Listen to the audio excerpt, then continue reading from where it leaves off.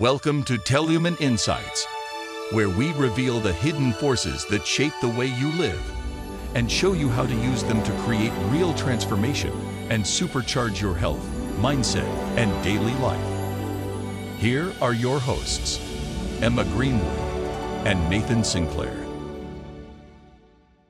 Welcome to Teolumen Insights, the show where we like to explore the really fascinating corners of knowledge. I'm Nathan Sinclair. And I'm Emma Greenwood. And today, we're going to be stepping into the world of Nikolai Kozyrev. He was a Russian astrophysicist, and he really challenged how we think about time. Yeah. And if you're at all fascinated by the idea that time isn't just, a clock ticking in the background, but a force that's actually, shaping our reality, well, then you're in for a real treat. Definitely. Get ready for some mind-bending ideas. Yeah, buckle up. But before we get started, if you enjoy this deep dive, into Kozyerev's world, don't forget to like and subscribe to the channel. Right. Help us spread the word. So Kozyerev, he wasn't, just some fringe theorist out there. He was a well-respected astrophysicist. He made real contributions to how we understand things like, stellar energy and how planets form. Yeah, some pretty big stuff. Yeah, but it was his later work, his exploration of this idea of time as an active force that really set him apart. So what kind of sparked this huge shift in his thinking? It seems like our sources, they suggest it was his observations, his keen observations of asymmetries in planets and stars. Exactly.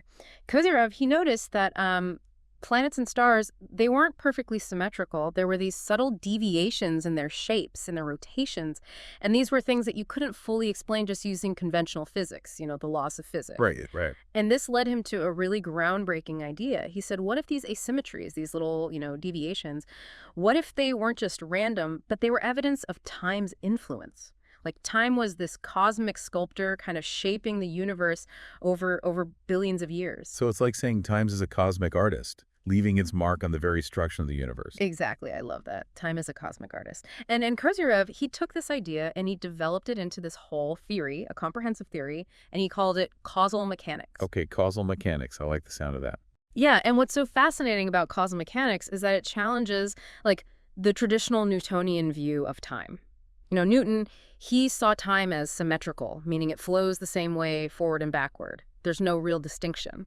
Okay, yeah. But Kozyerev said, no, the relationship between a cause and its effect, it's actually built into time itself. It gives time this inherent directionality. Oh, okay, so just to make sure I'm following you, he's saying that the cause and effect relationship isn't just something that happens in time, but it's actually like part of time itself. Yeah, it's like time has this memory of the past and this blueprint for the future built right into it. Wow. Okay, that's a huge shift in how we normally think about it. Yeah. It has some pretty mind-blowing implications, right? Like the past, the present, and the future, they might not be as separate as we think. Yeah, they might be all tangled up in ways we can't even imagine. Mm-hmm. So that brings us to the question of how did Kozyerev actually try to prove these theories? He wasn't content with just, speculating. Our sources mention he designed all sorts of experiments, really ingenious experiments, to actually try and measure the effects of time. Okay, yeah. He was a hands-on kind of guy, I guess. Oh, absolutely. Yeah. He believed in the power of experimentation, pushing the boundaries of scientific inquiry, and one of his most famous experiments involved, believe it or not, a gyroscope. A gyroscope? Interesting. Yeah, picture a spinning wheel, right, mounted on a frame, and it's suspended from a delicate balance. Now, Kozyerev, he carefully isolated this gyroscope, made sure there were no external vibrations or disturbances. Okay, I'm picturing it. But what exactly was he looking for? What was the point of all this? He was looking for any tiny changes in the gyroscope's weight or in its behavior that you couldn't explain with, just normal physics. And what he found, or at least what he reported, was that when the gyroscope was spinning really, really fast, there were these small but consistent deviations in its weight. So he's saying the spinning gyroscope was actually creating a ripple in time itself, and this ripple was actually affecting the gyroscope's gravitational properties. Yeah, that's a good way to visualize it. But of course, there was a lot of pushback. A lot of scientists were skeptical. They argued that there were other explanations, more mundane things that could have been affecting his results. Like what? What kind of criticisms did he face? Well, some said that, tiny vibrations or temperature changes in the room, those could have been messing with his measurements. Others questioned the sensitivity of his instruments, saying, these changes you're seeing, they're just too small to be reliable. Yeah, and then there's always the question of human error, Yeah. right? Of course, that's always a factor. But Kozyrev, he was adamant. He insisted that his experiments were carefully controlled, that the results, they were real. He wasn't backing down. He was convinced he was onto something big. Okay, so gyroscopes. What else did he experiment with? Well, Kozyrev was also really fascinated by pendulums, the way they swing back and forth, so regular, so predictable. He saw them as a kind of clock, a clock that could measure these subtle effects of time. Okay. So in one experiment, he carefully measured how long it took a pendulum to complete one full swing, back and forth. And what he found was that this time, this period, could be subtly altered just by placing certain objects near the pendulum, and this is even though they weren't actually touching it. Really? That's weird. What kind of objects was he using? Oh, all sorts of things. He used heated metals, spinning gyroscopes, even plants, like plants that were actively photosynthesizing. Plant. So he's saying a plant, just by growing, could actually create a disturbance in the surrounding time field, and the pendulum was sensitive enough to pick up on this. Exactly. And this brings us to another one of Kozyrev's key ideas, which is this concept of time density. He's basically saying that time isn't this constant, unchanging flow, but it actually has different densities, just like a fluid, Time density. I remember this being one of the things that really baffled scientists. Can you unpack that a bit more for us? Like, what exactly did he mean by time density, and what evidence did he have to back it up? Okay, time density. It's a tough one to wrap your head around. Imagine a river, right? Where the river is wide and deep, it's carrying a lot more water, a lot more energy than where it's narrow and shallow. Okay, yeah. So Kozyrev is saying that time can be thicker or thinner in different places or under different conditions. And these variations in time density, they can actually have real measurable effects on physical processes. So a spinning gyroscope or a chemical reaction, they could actually change the density of time around them. Precisely. And what's even crazier is that Kozyrev believed a whole bunch of things could influence time density. The presence of large masses, the rotation of objects, even, get this, intensity of emotional states. Emotional states. Okay, now you've lost me. How could our feelings possibly influence something as fundamental as time? That sounds a bit more like mysticism than science. Well, Kozyrev was really pushing the boundaries of scientific thought. He was trying to bridge the gap between, the objective world of physics and the subjective world of human experience. So he's saying our inner experiences, our thoughts and emotions, they might actually be intertwined with the fabric of time. Exactly. It's a radical idea, and it's definitely one that needs a lot more exploration, but it's intriguing, to say the least. It's certainly food for thought. And it reminds us that the universe is full of mysteries we're only just beginning to uncover. Okay, so we've covered a lot of ground here. Kozyrev's theory of causal mechanics, his experiments with gyroscopes and pendulums, this crazy idea of time density. Yeah. What else can you tell us about his work that might help us understand his view of time? Our sources mentioned something about his study of stellar energy. Right. Kozyrev, as we said, he was a respected astrophysicist, and a lot of his early work focused on understanding how stars generate their energy. Stars, those giant balls of burning gas, they put out an incredible amount of energy. It's hard to even fathom the scale of it. Yeah, it's mind-boggling. And so Kozyrev, he was studying all sorts of different types of stars, analyzing their masses, their temperatures, their brightness, all these different characteristics, trying to understand what was going on inside them. And that's where he started to question the prevailing theories of his time. Yeah. Exactly. The standard explanation back then was that stars are basically giant nuclear furnaces, right? They're fusing hydrogen atoms into helium in their cores, and this process releases a tremendous amount of energy. It's like a giant ongoing nuclear explosion. Okay, so that's the thermonuclear model. But Kozyrev wasn't convinced. No, he argued that this model, while it explained a lot, it couldn't fully account for everything he was observing. He was seeing things that didn't quite fit. So he was saying stars are more than just giant nuclear bombs. Yeah, he proposed that stars are like incredibly efficient energy-producing machines, but the mechanisms, they're not just about what's happening in the core. He believed there was something else at play, something more fundamental driving their energy output. Okay, I'm intrigued. So if it wasn't just nuclear fusion, what did he think was powering the stars? Well, this is where his radical ideas about time really came into play. He started to think that maybe time itself, the very flow of time, could be a source of energy. Time as an energy source. That's a wild concept. It is, isn't it? And it was a huge departure from the accepted scientific thinking of the time. But Kozyrev, he was fearless in pursuing his ideas. He saw connections that others missed, and he wasn't afraid to challenge the status quo. And this idea, this crazy idea about time as an energy source, it would become the foundation of his later work, right? His causal mechanics, his experiments with gyroscopes and pendulums. Exactly. It all started to come together for him. He was building a whole new framework for understanding the universe, a framework where time wasn't just a passive dimension, but an active force, shaping reality at every level. This is all so fascinating, but I gotta admit, it's a lot to take in. It's like our brains are doing backflips trying to wrap around these concepts. I know what you mean. It's definitely mind-bending stuff. But that's what makes exploring these ideas so rewarding. It forces us to stretch our thinking, to question our assumptions, and to embrace the mystery and wonder of the universe. Could have said it better myself. Now, before we dive even deeper into this rabbit hole, let's take a quick break. When we come back, we'll explore some of the specific experiments Kozyrev designed to test his theories, and we'll delve into some of the more controversial aspects of his work. Stay tuned. Welcome back to Teolumen Insights. We're picking up where we left off, exploring the mind-bending work of Nikolai Kozyrev. Before the break, we were talking about his experiments, specifically the ones involving those vibrating systems, you know, the gyroscopes and the pendulums. I gotta admit, some of this stuff is, well, it's still pretty mind-boggling. Yeah, it definitely is. It's challenging stuff for sure. But that's what makes it so interesting, right? I mean, Kozyrev was really a pioneer in this area, willing to go where others hadn't gone before.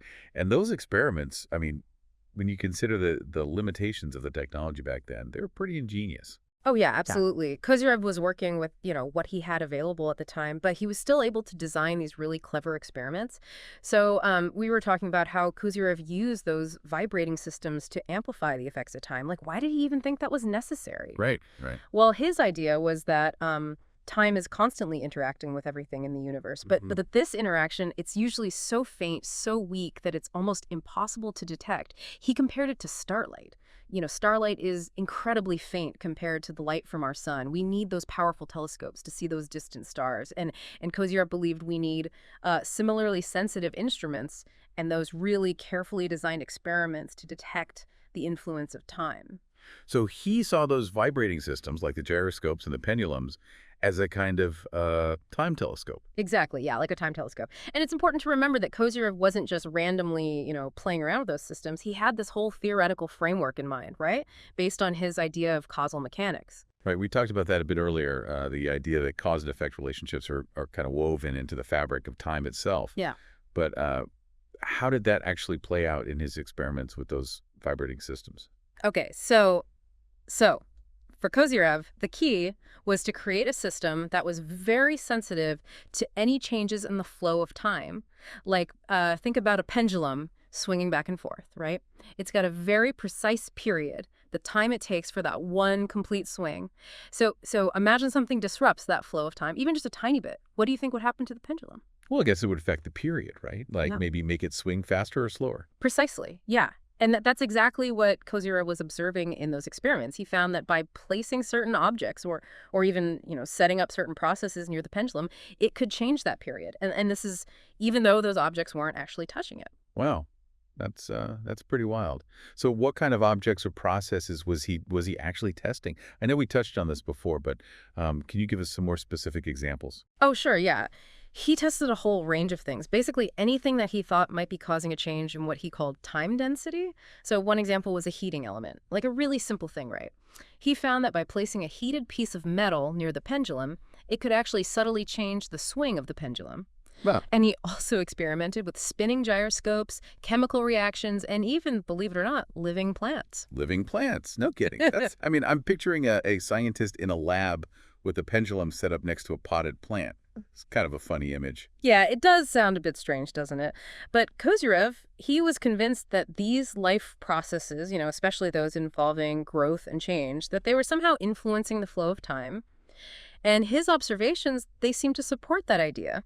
He found that a pendulum placed near a growing plant, it would behave differently than a pendulum that was just sitting there next to a rock or something like that. Okay, now I am really curious about this time density concept.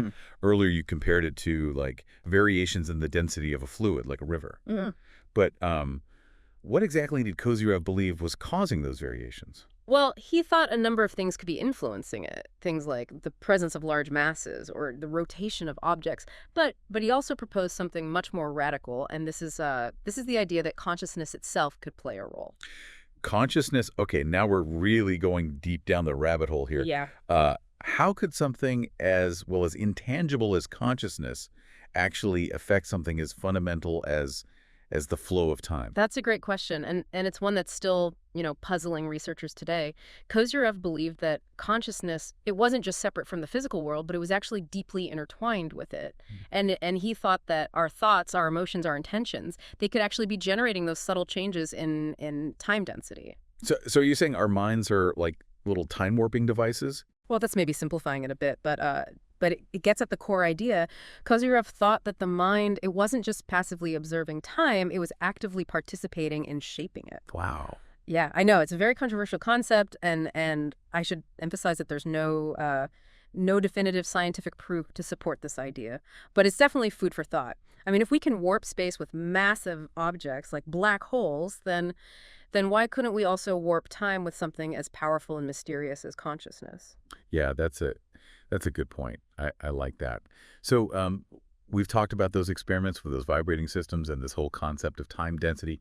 What other experiments did Kozyrev conduct to explore these ideas about time? Well, some of his most famous experiments actually involved astronomical observations. Kozyrev, he was an astrophysicist, and he was deeply interested in the cosmos and those processes that govern it, its evolution.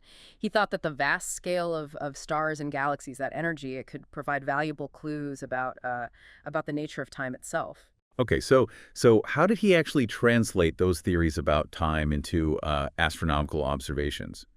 What was he, like, specifically looking for out there in the stars? Well, he was particularly interested in the way that stars emit energy. He didn't think that the process of stellar energy production was just about, nuclear fusion happening in the core of the star. He thought it was a more complex process involving a subtle interplay between matter, energy, and time. So how did he try to test that idea? Did he, like, build a giant time measuring device and point it at a star? Not quite, not quite. Remember, he believed that time was a very subtle force and it's Yeah. very difficult to measure directly. So he had to be a little bit creative. What he did was he designed this special kind of telescope that could detect tiny, tiny variations in the light coming from stars. And his idea was that these variations, they could be caused by fluctuations in time density near the star. So imagine you're looking at a star through this telescope, and you see the light from the star kind of dimming or brightening a little bit.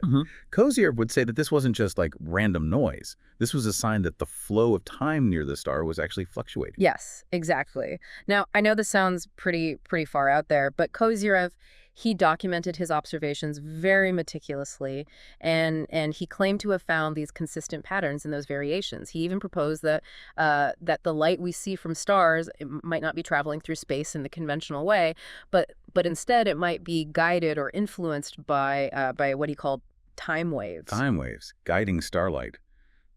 That's a pretty wild concept. It is. And it really challenges us to rethink some fundamental things about the universe, about how we perceive reality. Kozyrev's work is full of those kind of mind-bending ideas. And even if some of those theories ultimately turn out to be incorrect, it's clear that he's opened up all these new avenues of exploration, and he's forced us to question those assumptions that we might have, taken for granted for a long time. He was really a pioneer of scientific thought. Absolutely. And his legacy, it continues to inspire researchers across a wide range of disciplines, from physics and cosmology to even consciousness studies and alternative medicine.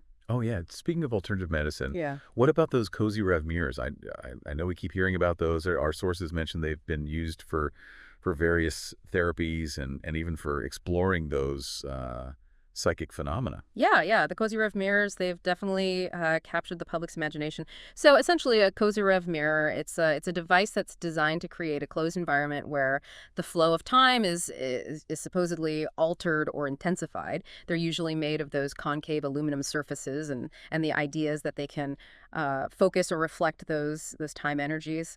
Yeah. So imagine stepping into this large cylindrical chamber lined with these curved reflective surfaces. That's basically basically a Kozyrev mirror.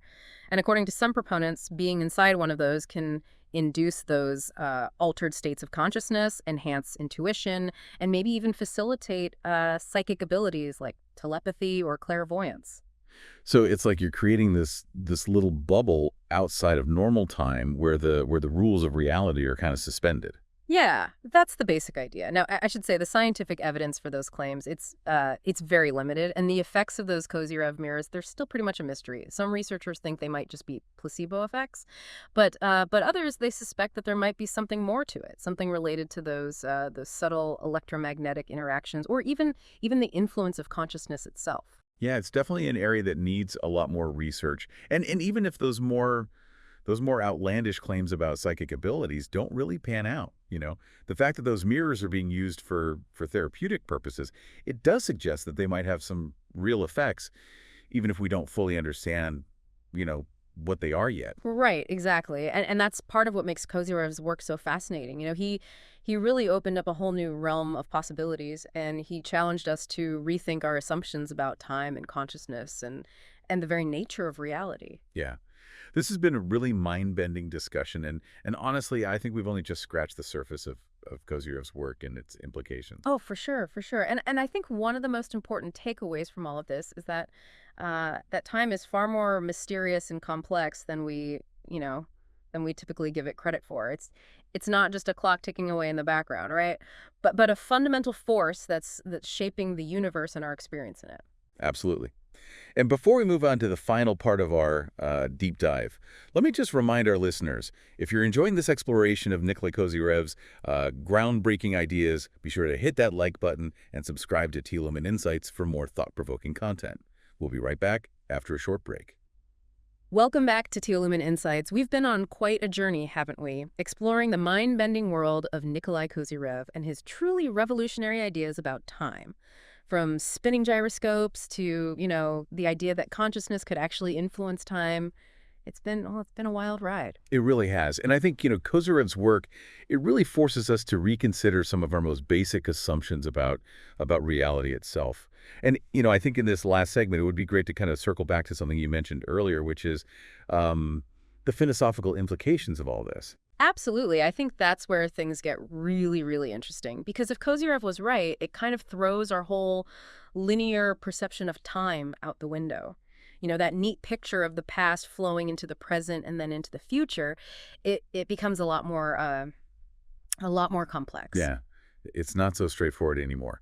So help me wrap my head around this. Does that mean like the echoes of past events are still kind of reverberating in the present, and our actions right now, they're sending ripples into the future? That's a great way to think about it, yeah. And if those time waves that Kozyrev talked about, if they really exist, then you can imagine all sorts of possibilities. Like they could be carrying information and even influence across, vast distances instantly, blurring those lines between past, present, and future even more. It's mind-boggling to think about. And it makes you wonder about things like free will. If the future is already present in some way in the flow of time, then does that mean our choices are already predetermined? I mean, do we really have free will? That's a huge question, right? I mean, philosophers have been wrestling with that one for centuries. And honestly, Kozyrev's work doesn't really give us a definitive answer, but it does offer a really fascinating perspective. Instead of seeing the future as fixed, he imagined it as this field of possibilities that we're constantly shaping through our actions or choices in the present moment. So maybe it's not a straight line, not a river flowing in one direction, but more like a river with a bunch of different branches. And as we navigate those branches, we're actually influencing the direction of the flow, the course of our journey. Exactly. And those branches, they might not be totally separate either. If those time waves are real, maybe they create connections between those branches, allowing information and even influence to flow in ways we can't even begin to imagine. It's a lot to wrap your head around, but it's also incredibly exciting to think about. It suggests a universe that's so much more complex and interconnected than we could ever imagined. Absolutely. And I think that's the real beauty of Kozyrev's legacy. He was a true visionary, a pioneer who wasn't afraid to challenge the the conventional wisdom and explore these really deep mysteries of the universe. He showed us that time isn't just this simple, straightforward thing that we measure with clocks, but a fundamental force that's shaping reality, carrying information, and connecting everything in the universe. It's a humbling and awe-inspiring thought. And it encourages us to approach the world with a sense of wonder and a real thirst for knowledge, to be open to the mystery and the vastness of it all. Well said. Thank you for joining us on this deep dive into the world of Nikolai Kozyrev. It's been an incredible journey. It really has. And remember, if you enjoyed this exploration of time and its mysteries, don't forget to like and subscribe to Teolumen Insights for more mind-expanding content. Until next time.